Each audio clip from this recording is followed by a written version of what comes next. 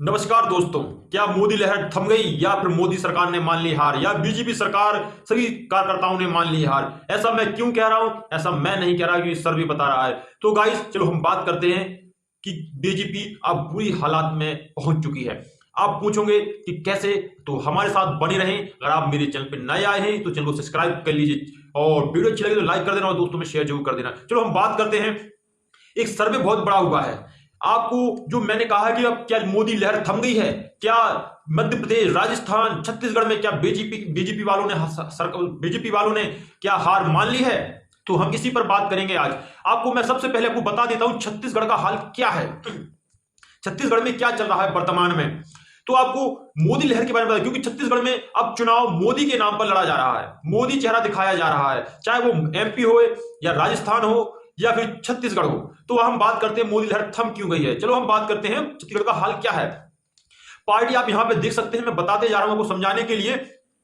2013 में जो बीजेपी ने 49 सीटें जीती थी 2013 में, जो फिर 2018 में 15 सीट बची हुई थी। कहां पर? ये छत्तीसगढ़ का आंकड़ा है। तो आप देख सकते हैं कितना गिर गई थी सरकार। यानी बीजेपी ने 2013 में जो सरकार बनाई हुई थी उस समय 49 सीटें थी बीजेपी के पास, और जैसे 2018 में चुनाव हुआ तो सरकार वहां पर सिर्फ 15 सीट ले पाई बीजेपी। और कांग्रेस 2013 में 39 सीट से, और फिर उसके बाद 2018 में अचानक कांग्रेस की लहर बढ़ी और 68 सीट पार की। तो वहां पर छत्तीसगढ़ में कांग्रेस की सरकार बनी हुई।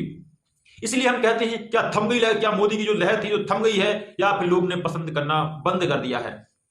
और मैं एक जगह और हाल बता देता हूं, मध्य प्रदेश, एमपी में भी एक बहुत बुरा हाल होने जा रहा है बीजेपी सरकार का। आप कहेंगे क्यों, तो मैं बता देता हूं। जिस समय लहर 2013 में मध्य प्रदेश में जो चुनाव हुआ था, बीजेपी सरकार ने 165 सीट जीती हुई थी और कांग्रेस के खाते में सिर्फ 58 सीट आई हुई थी। आप समझ सकते हैं कितना आंकड़ा लंबा था। यानी कांग्रेस से कई मतलब दुगना ज्यादा बीजेपी का आंकड़ा था, तिगना आंकड़ा ज्यादा था, क्योंकि 168 और 58 का अंतर था। और 2018 में जो अभी चुनाव हुए थे 2018 में, उसमें बीजेपी ने 109 सीटें और कांग्रेस 14 सीटें। यानी आप समझ सकते हैं कि कांग्रेस 2018 में जो चुनाव हुए थे उसमें जीत चुकी थी। यानी जनता ने कांग्रेस को सरकार बनाने का मौका दिया था। लेकिन आपको पता है कि सिंधिया कांग्रेस से अलग हो जाने के कारण उनकी सरकार गिर गई थी और बीजेपी सरकार बनी हुई थी। तो इस प्रकार से देखा आपने किस प्रकार से हाल रहा 2013 से और 14 का। आप यहां पे देख सकते हैं आराम से, आप समझना मेरी बात को पूरा। और राजस्थान में हाल क्या चल रहा है वर्तमान में, आप देखते वर्तमान में हाल राजस्थान में चल रहा है कि 2013 में जो कांग्रेस ने जो सरकार की जो सीटें बीजेपी को मिली थी उसमें करीबन 163 था और आंकड़ा कांग्रेस को सिर्फ 21। यानी कुछ कांग्रेस बीजेपी के सामने कुछ नहीं लगती है। लेकिन अचानक ऐसा क्या हुआ कि 2018 में बीजेपी सिमट के, यानी 163 से सिमट के सिर्फ मात्र 73 पर पहुंची और कांग्रेस 21 से लेके 2018 में 100 सीटें ले गई। तो आप समझ सकते हैं वहां भी मोदी लहर के नाम से चुनाव लड़ा था, लेकिन वहां पर जनता ने मोदी को ना चुन के कांग्रेस सरकार को चुना हुआ था। आप लगा सकते हैं। इस प्रकार से तीनों आपने देख चुके हैं कि अब मोदी लहर थम क्यों गई, क्योंकि अब तीनों के जो तीनों राज्यों के जो सर्वे आए हुए हैं उसमें पता चला कि बीजेपी बुरी तरीके से हार रही है।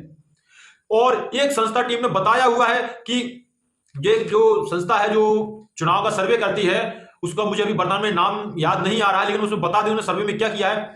2018 में कांग्रेस को सिर्फ 58 सीटें मिली हुई थी। आप समझ सकते हैं, यानी 58 सीट।